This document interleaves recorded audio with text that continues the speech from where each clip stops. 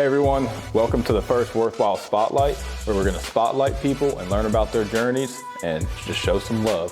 So before we get started with our first episode, I want to give a big shout out to Visit Columbia for being our sponsor and making this episode happen. I'm excited to grow with them, grow as a city, and shine some light on it. So happy to have my first guest on this podcast, Eric McCandless, local legend, and he's just a connoisseur of many things. Owner of Muletown Lumberyard and also Amp Sound and Lighting. And if you would love to give a little description about what you do, and then we'll dive into it. Yeah, I can jump in on both. So Muletown Lumberyard, we're a wedding venue located here in the Arts District. We've been here for about 3 years now. We purchased it from Carol and Charlie Murphy, also locals here in town. Mike Green as well. You know, everybody around here knows Councilman Green. So yeah. So we're a wedding venue, but we're also an event center too. So we handle a little bit of everything, man. So from anything from parties to weddings to just all kinds of fun events that we've hosted for the city, the county, and all that kind of stuff too. And then production-wise, we do everything from DJ service, stage lighting, trussing, hanging arrays, just anything concert related, we touch it, man. So. I know I used to work with you a little bit back in the day. Yes, you did. It wasn't really my forte. I don't know if we ever discussed why it kind of just faded, but I don't know. I just feel like I'm a very monotone person. So when I was actually supposed to lead the wedding, I was just I don't really know exactly what I'm supposed to be saying. I don't know. I just felt in a weird way. So you had the voice. You definitely had the voice for it, but you also, to me, bro, you had the characteristics and the fun side of a DJ. At Central, when you got out there and did the worm for everybody, and everybody went crazy. And at that what was the wedding thing we did? There was a wedding thing. The wedding show, yeah. I did the worm there too. Yeah. It causes pain, but I mean, I can still do it. Yeah. Pain was definitely pleasure that day. It just sometimes that belt buckle just stabs me a little bit, and I'm just okay. And my knees, I'll hurt my knees, and I'll be that's because it's not pain. That's true. Right. But I still can, and that's all that matters. I'll bust it out. If I'm at a party and everything's right, I'll do the worm. Yeah. Anyway, but how did you get started Amped? Because I know, how long have you been doing Amped? Amped I've been doing, so we rebranded about 10 years ago. So back in the day, this is a long time ago, we launched under a different name. That name's being used by someone else now, so I'm not going to bring that in.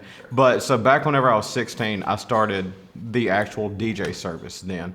Started off on the old turntables and records and vinyl. Started back in high school. That's what started more than anything, back whenever everybody was downloading on LimeWire and Napster and all that kind of stuff.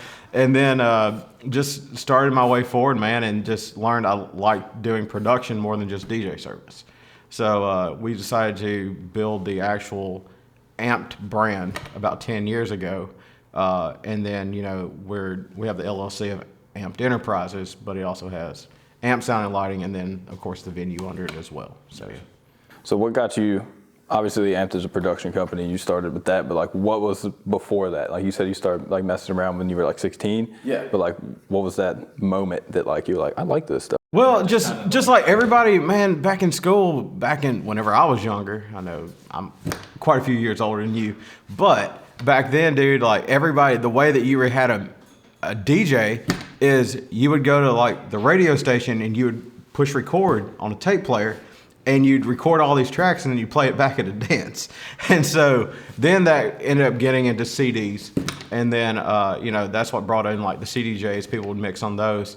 But just seeing people out there just, dancing, knowing, okay, you're the one playing this and you're the one that's got everybody out there dancing. That's what I was okay, this is pretty cool. Yeah, it's pretty cool. What would you say your favorite event is that you've done so far?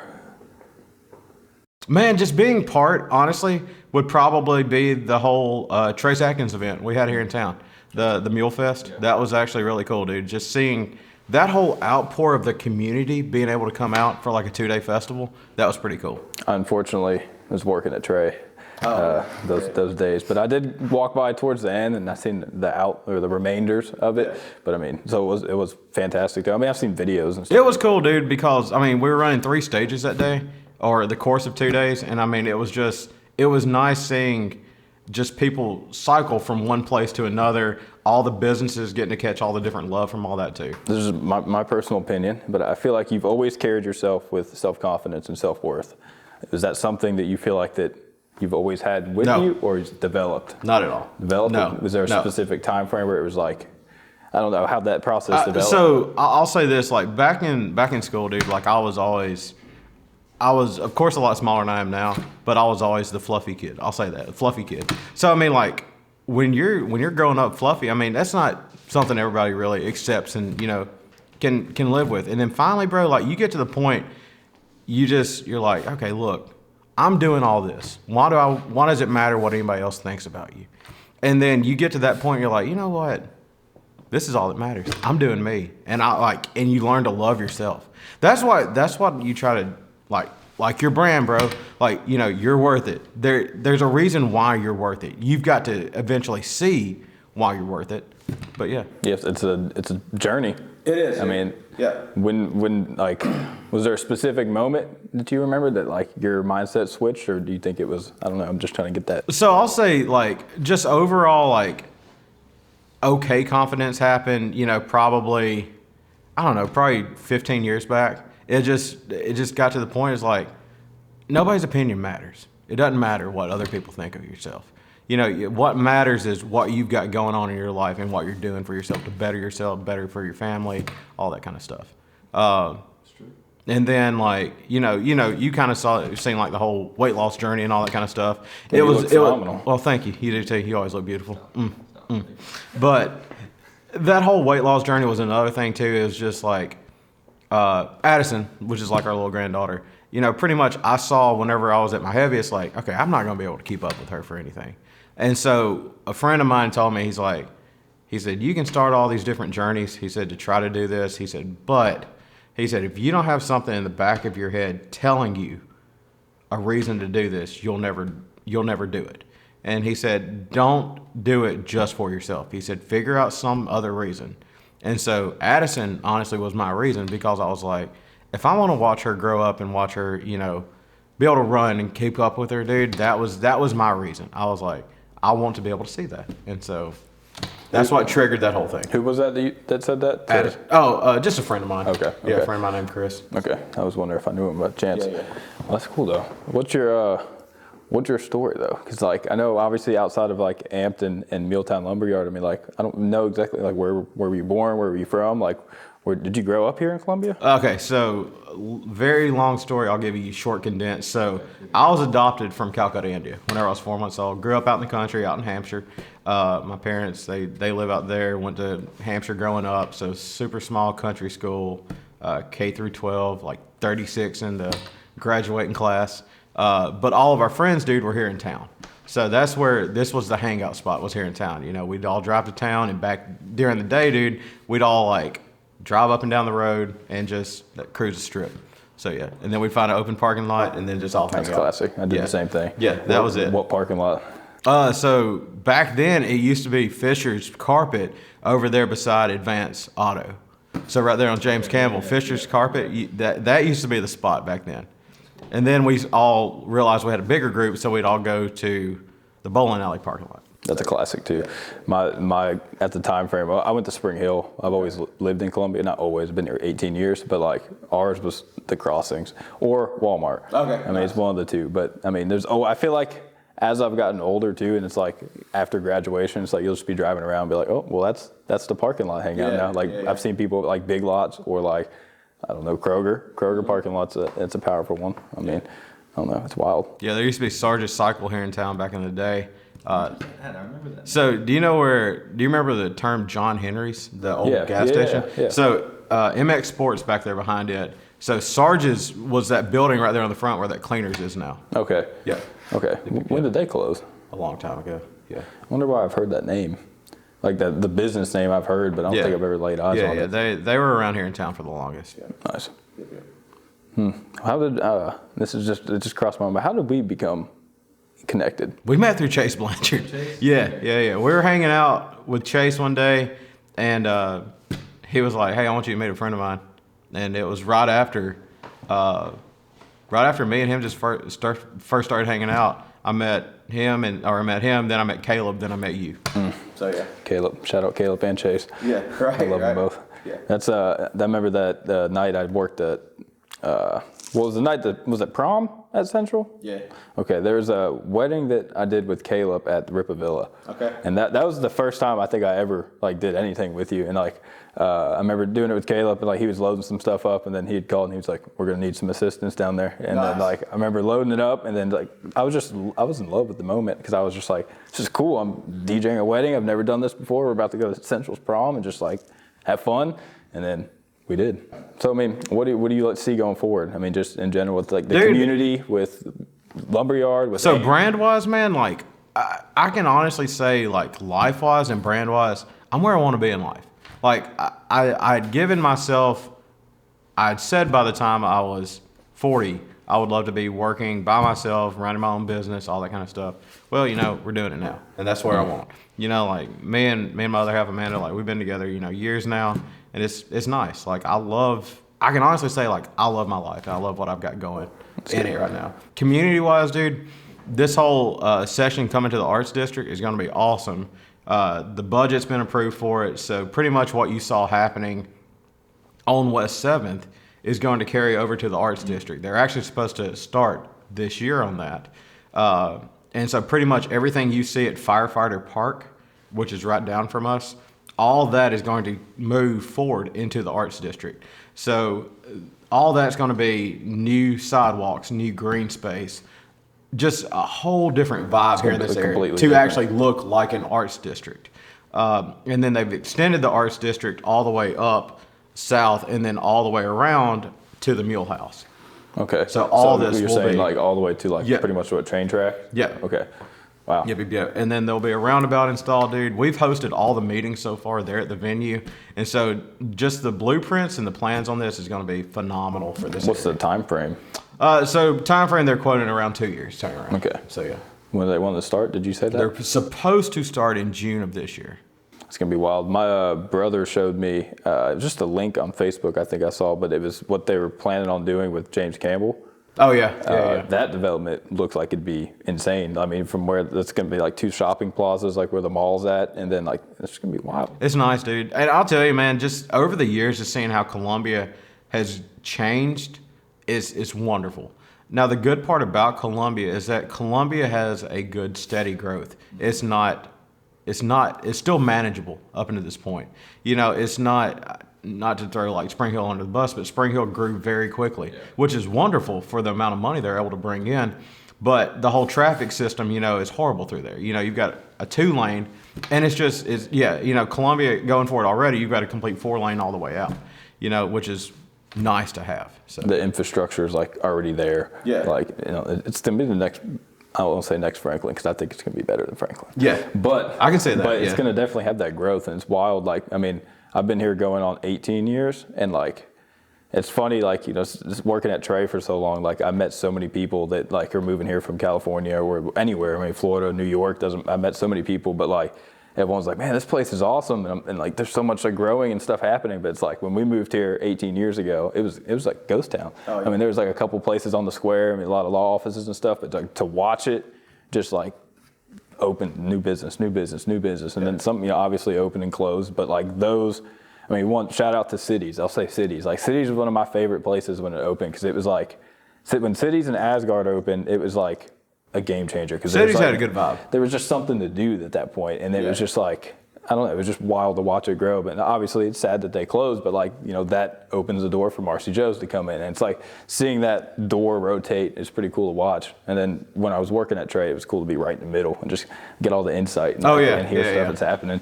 But it's wild. I mean, and for a while, like I always wanted to leave, and it's like something just keeps me here. And it's like, why leave? Like the growth is coming here. And like you said the same thing. I mean, it's just like, I don't know, it's wild. Oh yeah, it definitely is, man.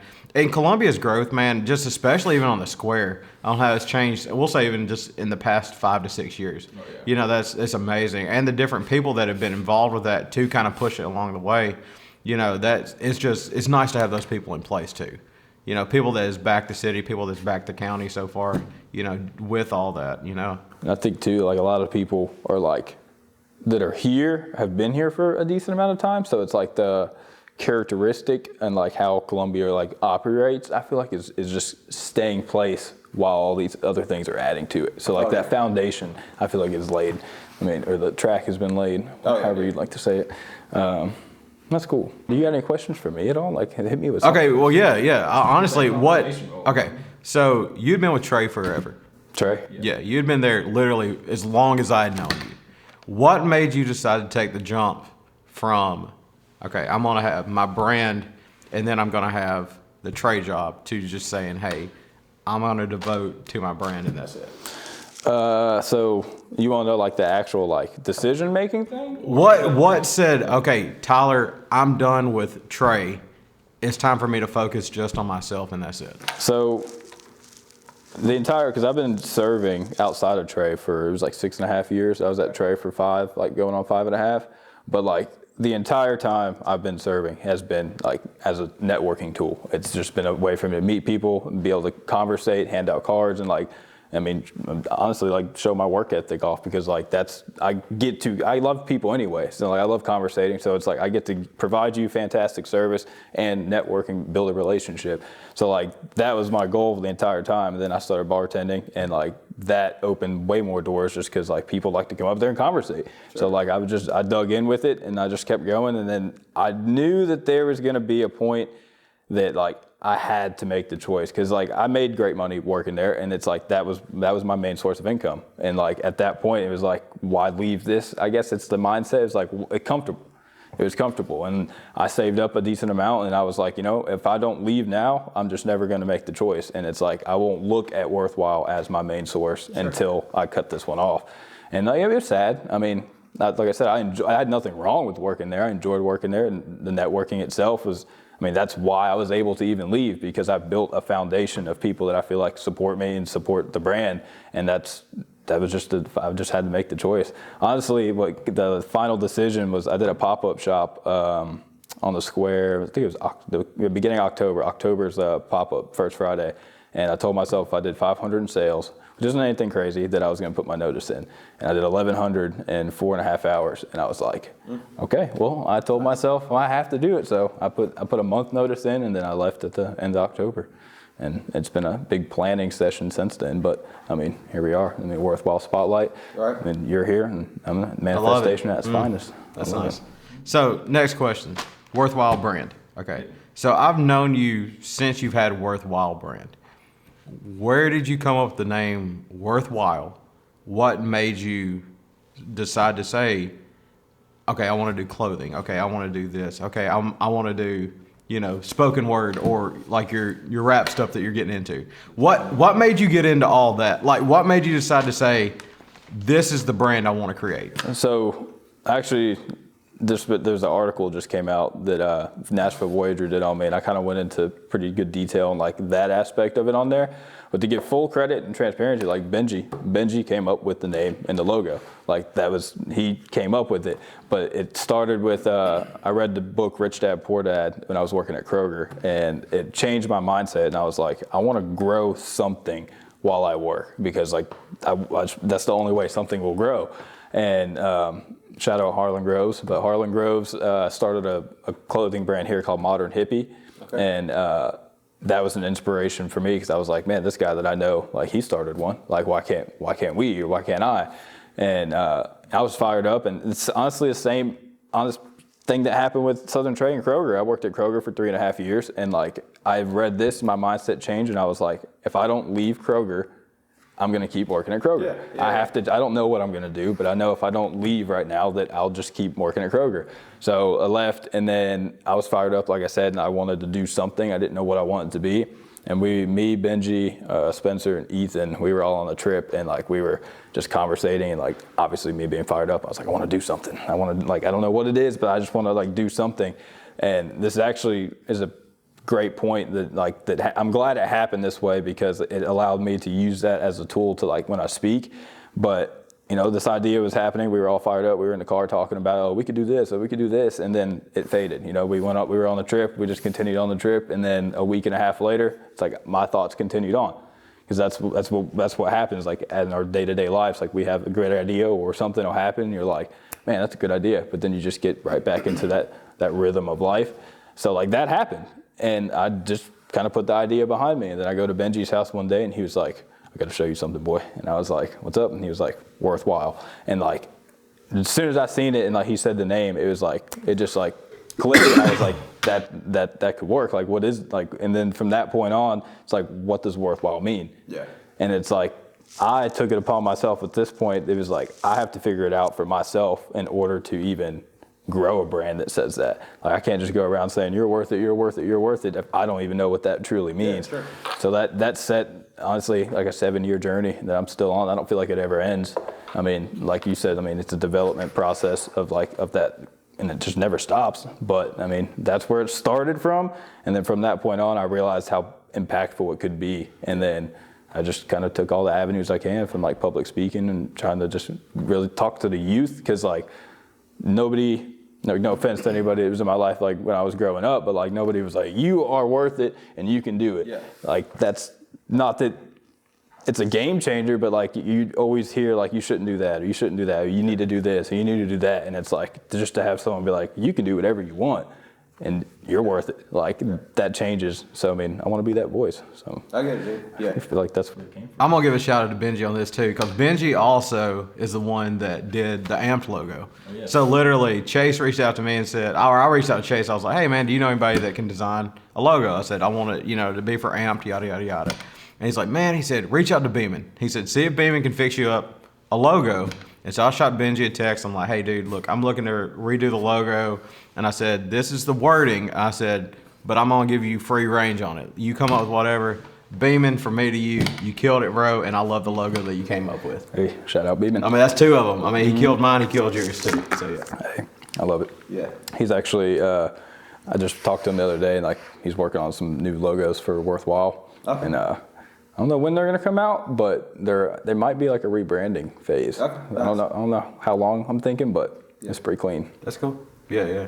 So for what it's worth, I actually like the whole thing of you are worth it. The other day I took a picture of one of your hoodies, had it on, posted on Facebook, and like that term, bro, hits so hard to people. Sometimes you just need to hear that. Like, you need to hear like you're worth it. You need to hear that your life is worth it.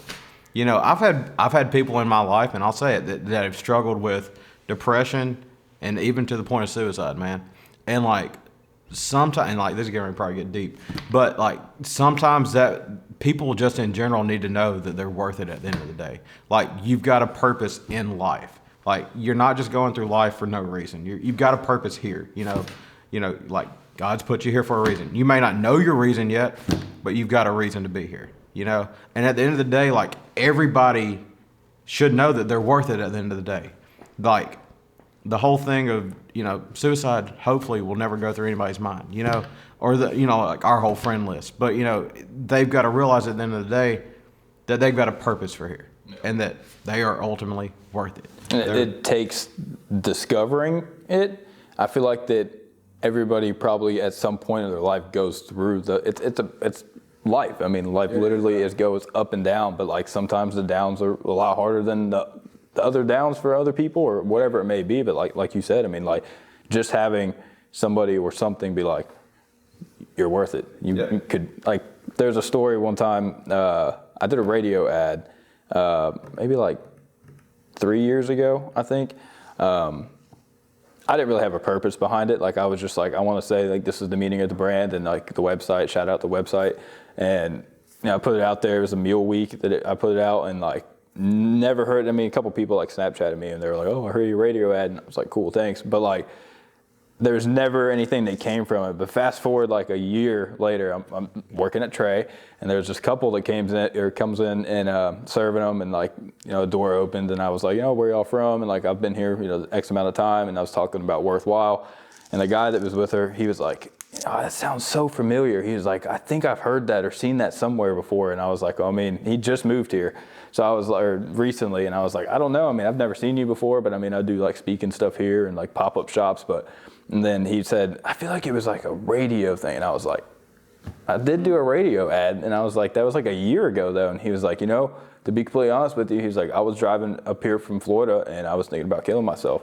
And he was like, I just decided to move. Like everything was going downhill for me in Florida, and like I was just at that point. And he said, I heard that ad, and it changed my life.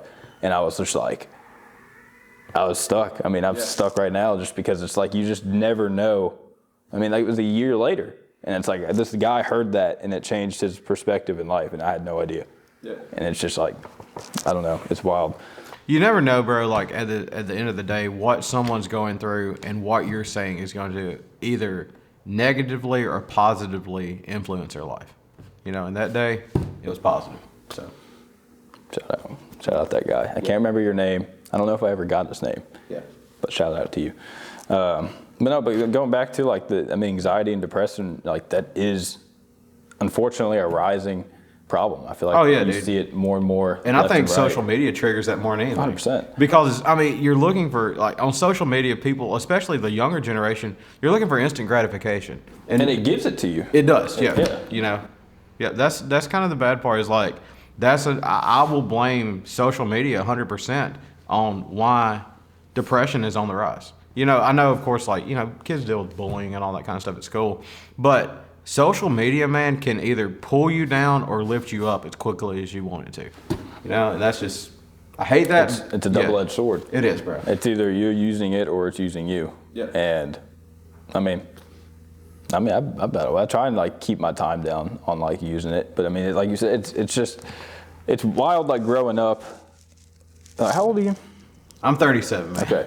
Yeah. Like, so growing up, like for me specifically, like I never had, like, I seen the technology, you've seen it too then, but like watching it grow, like never having a phone, like using a landline, like going outside to play and stuff like that. And it's like, then cell phones started. So it's like, I experienced both, I guess, like watching them grow. Yeah. And it's like, that allowed me to not be completely submersed in it. And I'm like, wow, like, I knew what life was before this, in a sense. Obviously, I was young, but like that alone, I just feel like the generations coming up, like they're born into it. Like you're like a lot of these kids that you see, like they have an iPad or something. And it's like you're automatically into it. Whereas it's like, I think my first phone, I got like maybe like 8th grade. You know how I got it? Probably the stackers machine at Walmart. You know, the cubes. Yeah. Nice. Oh yeah. I tried every time my mom was shopping. I was like, "Let me get $1. Let me get $1." Yeah, I got it too. And I went back and found her, and I was like, "I got a phone." Nice. She was like, "Cool." Now you gotta get a card. Yeah.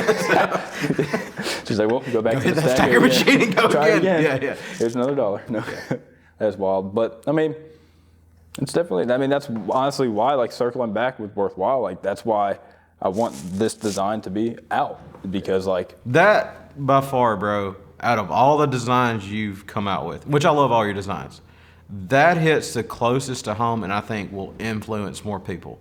Because when you're looking in the mirror and you see that and you just see it projected across your chest, like that gives you a worth. That gives you a reason to say, okay.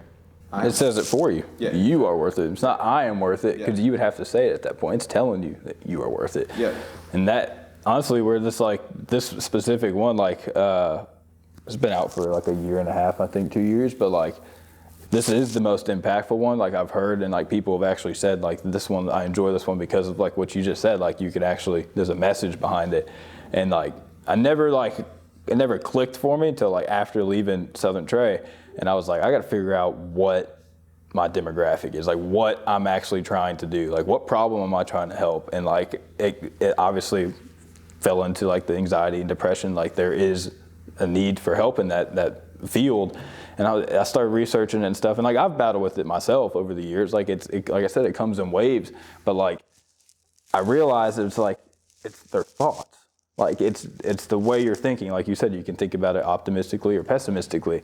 So I was like looking up just different ways to help cure like anxiety, depression, and stuff like that. And it's about changing your thoughts and thinking positively, and like, I mean, self-worth is what it comes down to, but it's not just like that. Like it's a repeating process. It's something you have to work on. Oh, yeah. And I was like, well, how do you get someone to self-reflect? Like positive self-reflection and being mindful actually helps change your thoughts, and changing your thoughts will change your mindset. And then, so it just compounds from there. But it's like, I was sitting there just confused, and I was just like, how can you get someone to actually self-reflect? Like you can't just like, And then it literally, I'm saying this, and I look over, and there's a box of like the merch that I just did a pop-up shop. And this specific, not this exact hoodie, but it was sideways, like facing me in the box. I looked over, and I seen it, and I was like, That's it. I was like, everyone keeps saying that's the one right there. So I was like, I ended up looking it up, and there's really no other brands that do a reverse. Yeah. So like, I'm gonna actually start pushing like the mirror effect, and like that actually provokes self-reflection because you have to look at yourself. Yeah. So I don't know. I think it'll be well once I start actually getting it out there more. But I mean, it makes a difference, and that's what I'm. It does, bro. It really does. I really think that one has had the biggest impact on people so far. Well, you look phenomenal in it. Anyway, oh, thank you. Thank you. I appreciate that picture the other day. I was like, my guy, this has been a good podcast. Bro, it has. I've enjoyed this. Yeah. I didn't realize it was going to get this deep. Like, you know us, man. Like when we start talking, we never know where it's going to go. But like this one, man, just, I mean, especially with this being your first off, congratulations. Thank you. Proud of you where you've came, where you've built your brand so far. I love it. But secondly, man, like this has been fun. And like, I feel like Columbia, I keep throwing Columbia in this because I know this is like target demographic, but I mean, you can also hit a lot of other people, and just people knowing about your brand, bro, knowing that, you know, like they're worth it at the end of the day. Sometimes people just, like I said, and I keep saying this, like they got to know they're worth it, man. That's what people like you and me are here for. Yeah. I mean, like if you specifically, you have this worth that radiates from you, whether you realize it or not. I mean, like, it's true. I mean, it's just how you carry yourself. And like every time we've ever talked on the phone, if there's anything you ever need, let me know. Like you're always the first one there. And I feel like that really shows, and people see that, and like that shows in everything. I hope all my friends know that, dude, at the end of the day. Like if anybody in general that knows me, like if there's anybody that needs to talk, anybody that's going through anything at all, like I hope they know, like they can reach out to me. Like I don't want to be that person for the reason for something to happen to their life. You know, like I want, like I've said before in this, I've had people that struggled with all that growing up, and I've seen the bad effects of it. I've seen what can ultimately happen. And to like any of my friends, dude, I don't want that to happen. I never do. I don't want to ever see anybody get that low and realize there's no point of coming back out of that. So 100%. I do think too that coming into like, I think a lot of those things we've built up from like obviously things that you experience like growing up, and not I'm saying you specifically, but just like people in general, like things tend to define people. But it's like realizing like these things that happen to you in life, like they either happen to you or for you or to you. Yep. And that comes down to the optimistic or pessimistic mindset. It's like if you can somehow just flip that mindset and be like, this happened for me, and like I can write this story. This is just a plot, but like I can control how this is gonna unfold. And it's like that's a powerful position to be in, but it takes work. It's not easy, and I don't know. I mean, like I said, I've struggled with it myself. Like there's time frames where I've been that low myself, and I called my brother. And like me and my brother aren't the closest, and like growing up, but like we're the closest we've ever been at this point. But like that's who I called, and like and he was there 3 a.m, and like I still love him I've loved him before that, but like I still love him from that like more than anything. And it's like I don't know if he knows how impactful that was for me, but. I mean, you just never know. Oh, you don't, dude. You never know what somebody's going through with. And I'll say this, some of the most negative events that happen in your life can have the most positive effect on your life. You know, you've got to think like, okay, this happened. Okay, how do I recover from this? Or how do I make this a better situation? Pain equals growth. It does. And it sucks because it's a cliche. All the cliche sayings are so true that it's like, it's annoying how true they are. Like everything happens for a reason. Go with the flow. Yeah, no pain, no gain. Like that, they're cliche sayings, but they're just true, and they suck. But like, grow. I like that. We did get deep, like you said. We did, bro. But honestly, I knew it was gonna happen. It wasn't like an intentional. Like I'm gonna get deep, but like that's just how conversations just unfold sometimes, and it's like that's what has happened is what I wanted to capture. Like with the WorthWhile Spotlight, because like everybody has a different mindset or perspective that somebody else can learn something from. Yeah, and like some of these podcasts may, they may be more comedy based or whatnot. Today, I mean, dude, we hit home.